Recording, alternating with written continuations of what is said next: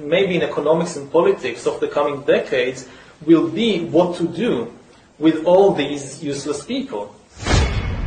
The problem is more boredom and what to do with them and how will they find some sense of meaning in life when they are basically meaningless, worthless. My best guess at present is a combination of drugs and computer games as a solution for more. It's already happening. Under different titles, different headings, you see more and more people spending more and more time or solving their inner problems with drugs and computer games, both legal drugs and illegal drugs. You look at Japan today, and Japan is maybe 20 years ahead of the world in everything, and you see all these new social phenomenon of people having relationships with virtual spouses. And you have people who never leave the house and just live through computers. I think once you're superfluous, you don't have power. Again, we're used to the age of the masses of the 19th and 20th century, where you saw all these successful, massive uprisings, revolutions, revolts.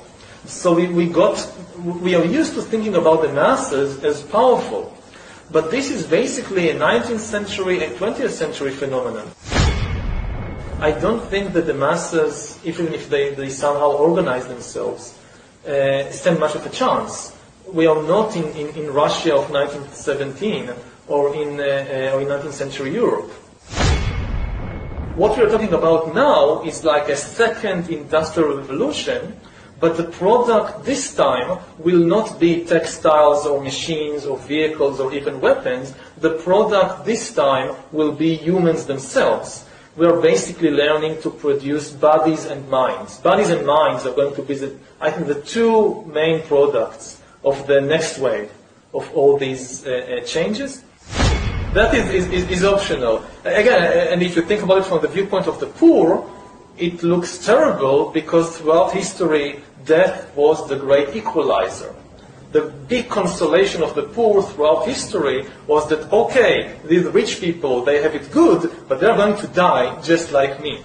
But think about a world, say, in 50 years, 100 years, where the poor people continue to die, but the rich people, in addition to all the other things they also get exemption from death. Once you really solve the problem like direct brain-computer interface, when brains and computers can interact directly, for example, to take just one example, that's it. That's the end of history. That's the end of biology as we know it. Nobody has a clue what will happen once you solve this. If life can basically break out of the organic realm into the vastness of the inorganic realm, and you cannot even begin to imagine what the consequences will be, because our imagination at present is organic. So it's if there is a point of singularity, as it's often referred to, by definition, we have no way of even starting to imagine what's happening beyond it. Looking before the point of singularity, just as a trend is gathering pace, there's the new attitude, I think, is to treat old age and death as technical problems, no different in essence than any other disease. It's like cancer, it's like Alzheimer's, it's like tuberculosis. Maybe we still don't know all the mechanisms and all the remedies, but in principle, people always die for one reason and one reason only, and that these are technical reasons, not metaphysical reasons. People today actually manage to live, and many people, as isolated, alienated individuals. In the most advanced society, many people live as alienated individuals with no community to speak about, with a very small family. It's no longer the big extended family. It's now a very small family, maybe just a spouse, maybe one or two children, and even they might live in a different city, in a different country, and you see them maybe once in every few months, and that's it. After millions of years of evolution, suddenly within 200 years, the family and the intimate community break, they collapse.